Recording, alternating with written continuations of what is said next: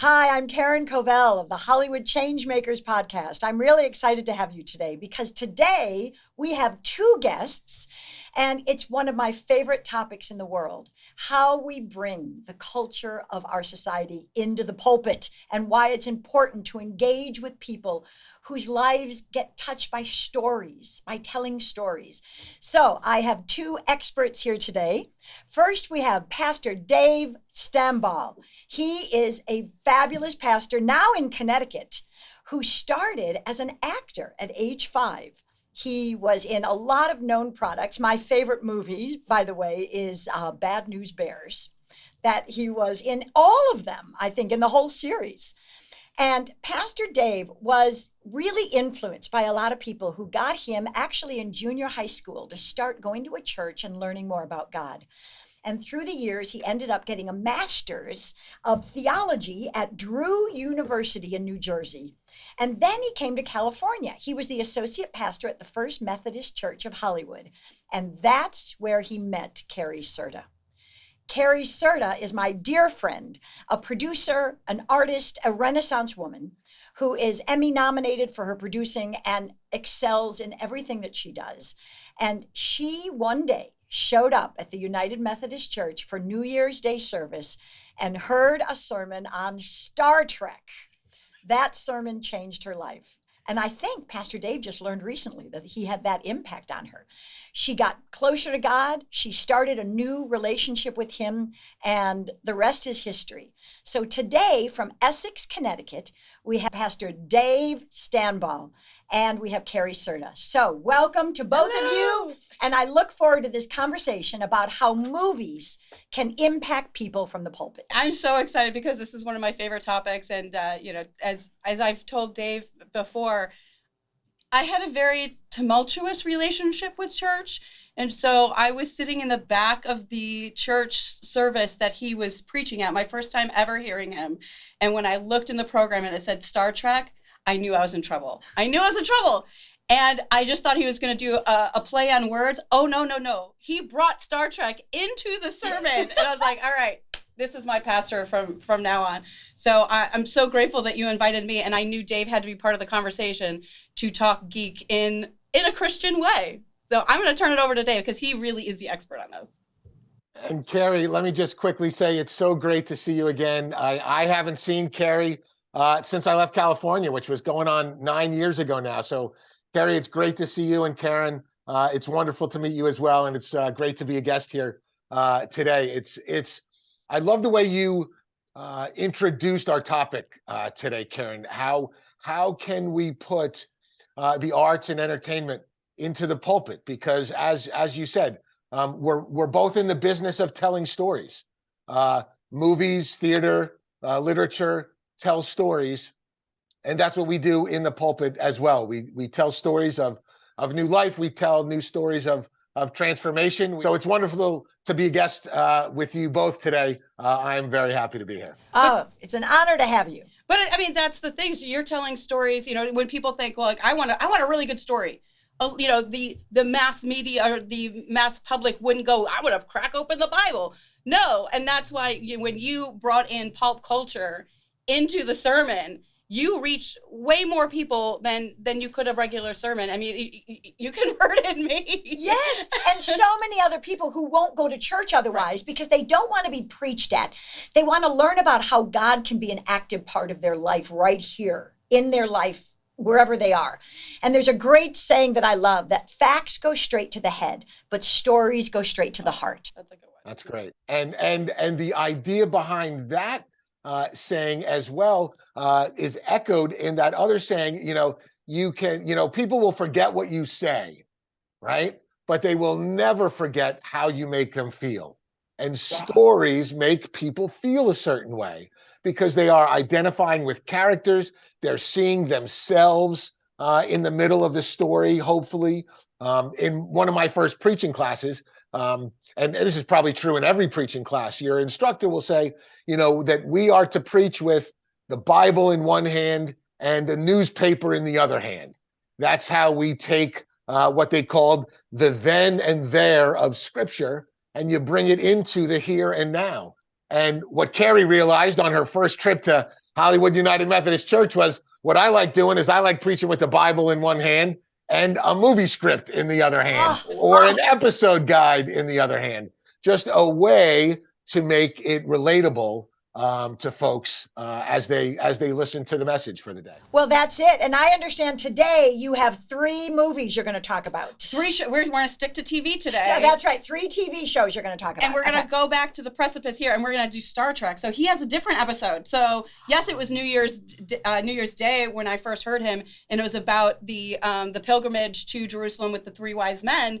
But he has a different one for us. Oh, I want to hear it. Well, Star Trek is a great repository of stories, right? It's got everything from romance to jealousy and all sorts of things. It's almost like a little Bible of stories itself. And one of my favorite episodes was called "The Enemy Within." And what happens in this episode, it's kind of amazing. Captain Kirk gets stuck in the transporter, and he gets split into 2 Kirks.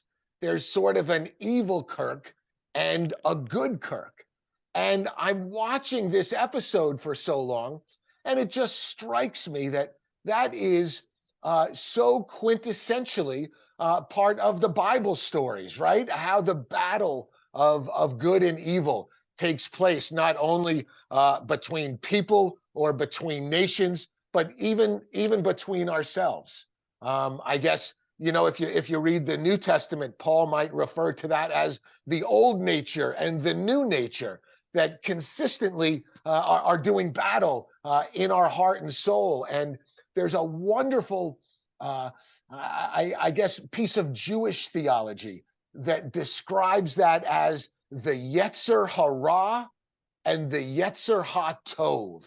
And that is, within each one of us, we have an inclination towards good and an inclination towards evil. And they just do battle all the time. You even see it pop up. I hate to be so crude on a wonderful Christian podcast like this, but do you remember the scene in Animal House when there's an angel on one shoulder? You can say yes, yes you can. When you see an angel on one shoulder and a little devil on another shoulder, I often use that illustration from Animal House in sermons. And you might think, oh my gosh, Animal House in a sermon? But it speaks exactly to that battle that goes on between us of our inclination towards good and our inclination towards evil. So that episode of Star Trek has always been very influential for me when I preach, and it's one of my favorite sermons to preach. Well, the thing is that episode, when I was doing my research for this, is one of the top 10 of all. It's rated of all television, of all the original. This is one of the OG Star Treks. Yeah. Of one of the best episode of that series. Really? So it really talks to that. Just tells you that episode speaks to the heart of people, of the battle of good and evil in all of us.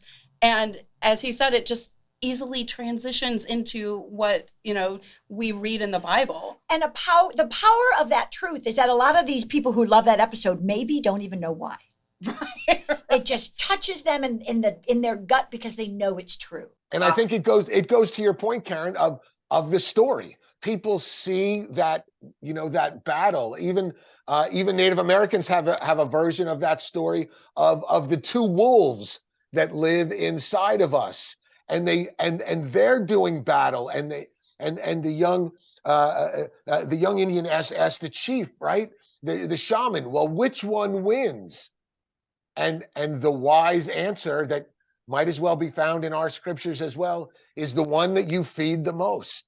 So the one that you feed the most, the one that you give into, the one that you take care of and nurture is the one that's going to win. And so our faith journey, I think, is a great echoes that story very well, because that's so true with us too. We find we're in the middle of Lent right now, and we're celebrating those ways that we can, for lack of a better word, do battle with that old nature, that evil Kirk that's inside of us. I'm going to refer to it now as the evil Kirk. I like that. Absolutely. Well, I mean, look at him. Look at that. That's pretty evil. It is evil. The same person, but look at the struggle. No, they go pretty deep into what is considered positive, what is considered negative, and those qualities, and not only, good and evil, but those aspects that we as humans put on that. So it's fantastic. And there's actually a scene where he's topless. Just by the way, he takes his shirt off just for you. Upper male nudity? Yes. No. And that's the good Kirk. that's the good Kirk. And Carrie, to your point of the sort of the stereotypical what makes evil Kirk evil or what makes good Kirk good. There's a lot of stereotypes and broad brushstrokes, but the idea that comes from it, I think, is that idea of which part of ourselves do we want to take care of? Which part of ourselves do we want to feed the most? Who are you when no one's looking? That's sort of the, and if I can make I know we were going to have 3 episodes about TV today, but do you remember the movie Family Man with Nicolas Cage? Another great story of who we are when no one's looking, and when Don Cheadle is checking him out at the gas station and people are stealing money because they think they can get away with it. And just, again, not specifically Christian or biblical movie, but so many wonderful themes that are reflected in the scriptures that we can take into the pulpit with us when we tell those stories throughout the year on how to make biblical truth relatable to an audience that may not be familiar with the Bible. And what I think is so important about that is not only the lesson that you can teach people while you're preaching, but if people can go to movies and be open to the messages that are in them, the truths, they leave with something more than just, oh, that was fun, let's go eat. They can think more about how does this impact me and what can I learn from it? And I don't think people go into it with that concept. And yet I think so many movies give us more than we realize. And that's the thing. It's Absolutely. not just about making better Christians. It's making better humans. Yes. And how do you find it? Do you find it in television shows where you talk about the good and evil of yourself, or, bringing it to the pulpit? We all have that very similar same message that we want to tell, to be better human beings. So, but here's an interesting one. So not only, Star Trek, we got the OG Star Trek, that episode was 1966. But actually, Dave has a newer one for you. And you wouldn't think, you go, okay, what show would I watch to get a good Christian message? Dave? The Walking Dead. Of course! Of course. The Walking Dead. And I have to admit, I was a little late to the Walking Dead party. I was a little late to the Zombie-thon. What turned out great about that was that I got to binge for about a month straight, the entire series. And so we would sit down, my wife and I would sit down, and we just watched 2 or 3 episodes a night after night after night. And so we just took a deep dive into that world. And when I was just getting into it, a friend of mine said, here's a secret to remember. The Walking Dead, it's not about zombies. And that is so true. And just like all metaphorical, wonderful stories. I like to say sometimes the thing is not the thing. Yeah. The thing is hidden behind the thing. And sometimes you got to move the other thing out of the way to see what the real thing is. And so Walking Dead, not about zombies. Again, that human struggle. Who are we when we're pushed to the brink? Great biblical stories and biblical truths that are encapsulated there. Carrie, should we just dive right into that episode? Do it. Where do you want to go? Do it. Jump in. I want to hear this. Don't give us what we want. Give us what we need right now. So here is the episode. Carrie, remind us what the episode is called. So this episode is called 4 Walls, One Roof. 4 Walls, One Roof. Which is very important. You got to love a story about zombies that's not about zombies, that has a pastor in it. And so the pastor in this show gets off to kind of a rough start, and he's hunkered down in his church, and this is where I sort of geek out. Carrie geeks out about science fiction kind of stuff. I geek out about church stuff. And you look at this church, and you look at the little board that is in the church, usually in some kind of OG churches, there are what they would call hymn boards up in the front of the church that will tell you what hymns you're going to sing that day. Now, these days, most of our churches probably have PowerPoint and big screens and everything like that. So they don't have hymn boards anymore, but the hymn boards are called hymn boards because they tell you what hymns you're going to sing. And you turn to that number in the hymnal. Right. Yeah. Exactly right. Exactly right. Well, as soon as I'm watching this episode of Walking Dead, I look at that hymn board and I say, wait a minute, those aren't hymns. Those are Bible verses. Nobody puts Bible verses on hymn boards. Nobody does that. So I'm thinking, I need to freeze frame. I need to screenshot. I need to do a little homework because the producers or the writers or somebody planted some little Easter eggs for us to go and find and look up these verses. And sure enough, all of these verses, I know Carrie has them in front of her as well, I think, but when you hear what these verses are that they put on, and that first one, Carrie, I think is not the first one. The first one is Ezekiel. There's read the one from Matthew 27. Read the Matthew 27. Matthew 27. All the tombs broke open. The bodies of many holy people who had died were raised to life. Oh my gosh. Easter verse right there after Jesus' resurrection.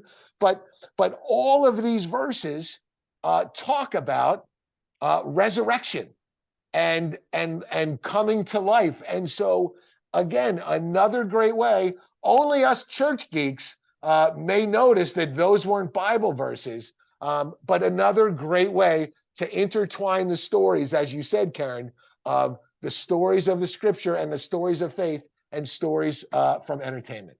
Oh, it's amazing that you did a screenshot and looked into that is just brilliant. The producers probably would love to thank you personally for that. Well, I would if they ever need another pastor for the reboot, I'm available. I'll pass on your number. That's good. Good. That's how we'll get you back to Hollywood. That's how we'll do it. The Walking Dead. But I thought that was just another wonderful example. Sometimes it's a subtle thing, the way Kirk is doing battle with himself, or the way the struggle is happening, and sometimes it's a hidden thing. It's hidden in Bible verses that are actually on the screen where they're not supposed to be. And that was the thing that really intrigued me and fascinated me, because those are hymn boards, not Bible boards. And so to have those verses kind of planted there for us, I thought was a great move by the producers. Well, it really is. And not only is it brilliant to find that as you're watching, but I think it's a reminder for people who instinctively judge something before actually understanding what it's all about. And a Christian can easily say, oh, The Walking Dead, that's zombies. How dare you watch a show like that? Without ever understanding the allegories, and that Jesus spoke in allegories. He spoke in stories, and to tell a story, it might be set in zombies, but like you said, it's not about that. It's about the human condition. It's about what we need to do to learn and grow and understand our limits when we're pushed too far, or how to handle circumstances with stress. I mean, you could go on and on with the themes, but if we could remind people, especially from the pulpit, don't judge something just by the title or by what it looks like. Give it a chance to speak truths to us in ways that we wouldn't get otherwise. That's right. That is the power not only of entertainment, but the power of the pulpit as well, to tell great stories. Yeah, that's really, really true. Oh, well, and the important thing to know about the title of Four Walls and a Roof, there is a pivotal moment at the end where the pastor says, this is a place of worship. This is the house of God. And one of the other characters says, no, this is four walls and a roof.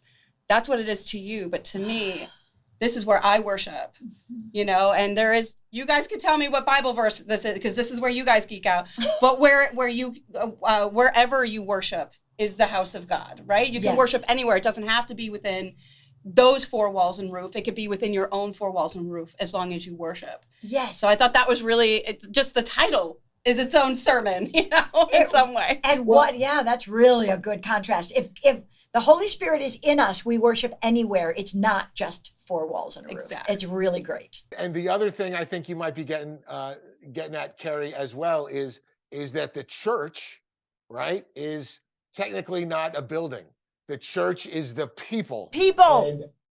And when the people are gathered, and again, in a show about zombies, what you see is these group of survivors that are taking care of each other, that are looking out for each other, that are sharing their food, that are sharing their clothes. I mean, it sounds like Acts 2 and Acts 4. It says, there was no needy person among them because everyone had shared what they had. And so no one was in need. And so that idea of the church is four walls and a roof, basically, right? But the church is the people, not necessarily the building. So again, just great small little twists that the producers or the writers who can teach us, as you said, Karen, they can teach us with these wonderful little metaphors and little stories and plays on words. Oh, it's so true. Okay, the third episode.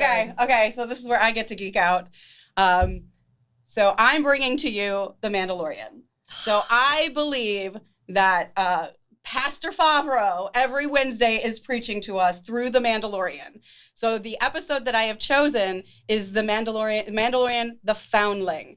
So I'm just going to give a brief, oh, by the way, spoiler alert. This is because this aired a couple weeks ago. If you haven't caught up, you might want to turn this off, but come back for the sermon. But I just want to give you a warning or I will get in a massive amounts of trouble. So we begin, of course. Yes. With the foundling that we know and love, Baby Yoda or Grogu. Do you know Baby Yoda? Please tell me. I do. I love Baby Yoda. Yes. Okay. If I go too deep, just let me know. I even bought a Baby Yoda for a friend's baby. So yes, We are turning you to our side. It's true. Okay, so at the opening of this episode, we have our adorable Grogu, who proud Papa, the Mandalorian, puts into training with a very cocky foundling, who is basically say, you're too little, you can't do this. But the cocky foundling, he loses to Grogu. So what happens next? Oh, that foundling is now taken for lunch. Is swept up by this raptor and taken for lunch. So now we have to go save this foundling. By the way, his name is Ragnar. This is how geeky I am. He is Ragnar. So we have the Mandalorian outcast, Bo-Katan, who finds the lair and goes and gets a rescue mission planned out to go save foundling Ragnar and bring him back. So, but while doing that, we discover that the raptor has 3 babies. The raptor was trying to feed its babies little Ragnar. So, of course, unfortunately, the raptor has to go, and we are left with the foundlings. They save the foundlings. They now turn into foundlings with the Mandalore. So these 3 baby raptors are now part of the tribe of the Mandalorian, and they raise them as their own. Wait a minute. You just tried to kill our little foundling, but we take the bad guys and we embrace them into our family. We embrace them into our culture. Right. Yeah. So at the very end here, we have, this is Bo-Katan, and this is the armor. And there is this beautiful moment. She is an outcast because she takes her helmet off. You're not supposed to do that in Mandalore. And so I'm going to do my best rendition of what she says here. This is the armorer who says, Bo-Katan Kryze, you have honored your house and all of Mandalore. You have done the highest honor of the creed, saving a foundling. This is the way. That is the highest creed, is saving a foundling. And now it's really important to note that a foundling in Mandalorian culture is not a child of your own. But if you see a child in need, when you're at war and you see a child in need, you stop and help that child. If you're on a different mission and you see a child in need, you help that child. That is the highest creed of a Mandalore. is helping children, whether they're yours or not. Isn't that crazy? It is. That is the highest honor. It's not like winning all these wars. Like, these are warriors. This is about the children, because you shouldn't put the sins of a man's war on the children. They had nothing to do with it. So this really made me think of two different things here. So I'm going to go first with Proverbs. Really, it's a statement on the government. It's like, how, with you with all this power, how are you helping society, right? How are you helping these foundlings be brought up in the world? And I think I'm just going to read it first. If you falter in a time of trouble, how small is your strength? And that's an exclamation. It's not a question. Rescue those led away to death.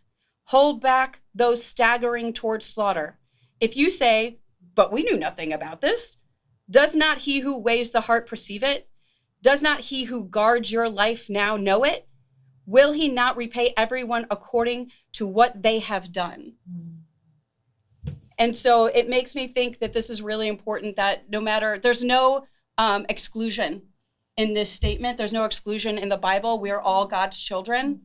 And in this, it's really facing off with the government officials. What are you doing for everybody? It's for everyone, for everyone. So I bring it around to the unfortunate school shootings. What are we doing for our children? People of power have solution at their fingertips and not utilizing it. So really, how small is your strength? Yeah. You have the ability to help these children, to stop them staggering towards slaughter. Like, ugh. And what is your responsibility as a leader? Exactly. Yeah. Take up your strength and do something about it. You know, the other part of this is, the Mandalore, again, there's no exclusion. Everyone is God's child. Doesn't matter where you come from, what your skin color is, your preference of your own sexual preference. It doesn't matter. We are all loved by God. There's so much in just this one sentence about just including everybody. The other one is Isaiah 58, 6-10. Lent is not about what you're giving up. It's about what you can give back as well. And I think that's forgotten a lot of the times. Mm-hmm. So in taking in this, what are you doing for children? The verse is not this the fast that I have chosen? To loose the bands of wickedness, to undo the heavy burdens, and to let the oppressed go free, and that ye break every yoke? Is it not to deal thy bread to the hungry, and that thou bring the poor that are cast out to thy house?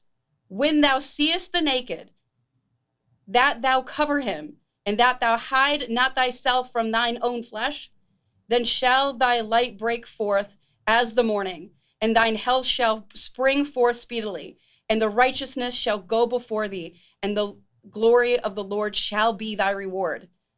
Then shall thou call, and the Lord shall answer. Thou shalt cry, and he shall say, Here I am. If thou take away from the midst of thee the yoke, the putting forth of the finger, and speaking vanity, and if thou draw out thy soul to the hungry, and satisfy the afflicted soul, then shall thy light rise in obscurity, and thy darkness be as the noonday. We're supposed to help one another, yes. To live a pure and true Christian life, to live in the way is kind of Mandalorian. They're living in it. This is the way. Every episode, this is the way. This is the way, and it's the highest creed to help children. Yes. Yes. Yes. Any children. Let's take this on. Let's take on the Mandalorian mantle. If you don't want to follow the teachings of the Bible, be a Mandalore. Yes. Be a Mandalorian. I'm fine with that. and be the best Mandalorian you can be. Yes, yes, that's it. That's it. There's a great verse in Jeremiah that says, seek the peace and the prosperity of the place that I have called you. Pray to the Lord for it, for if it prospers, you too will prosper. You put others before yourself. You help other people before you. And then God blesses us. But we shouldn't put ourselves first. It will never work right. No, it goes back to, what he was just saying about The Walking Dead. It's the community that makes the church. That it's the same thing here. It's about community and helping one another. All these shows have the same message in some way, about that, about coming together as a community. And we have only brought up 3 episodes. Can you imagine? We could go on and on and on. We could bring up music videos. We could bring up movies. We could bring up more TV shows. We could bring up so much just to remember. We shouldn't be afraid to bring culture into the pulpit. We shouldn't be afraid to relate our faith with our world. We shouldn't be afraid to reach out to other people and say, I know what you're going through. That reminds me of a TV episode I just watched. You know, we are free because God is everywhere. He's everywhere. And we can bring him into our conversation just like we brought him into our hearts. And I want to thank you two so much for this. This is amazing. We'll have to do more. Yes, Harry Potter next. Harry Potter next. All right. Oh, that'll shake up some people. That is so great. Pastor Dave, thank you so much for being a part of this. We feel much closer to you, even though you're on the East Coast. And Carrie, you know you're always welcome back. I just can't thank you enough for this. Thank you for watching Hollywood Changemakers. Come back for another episode, but be sure to pass this one on to others. Bye-bye.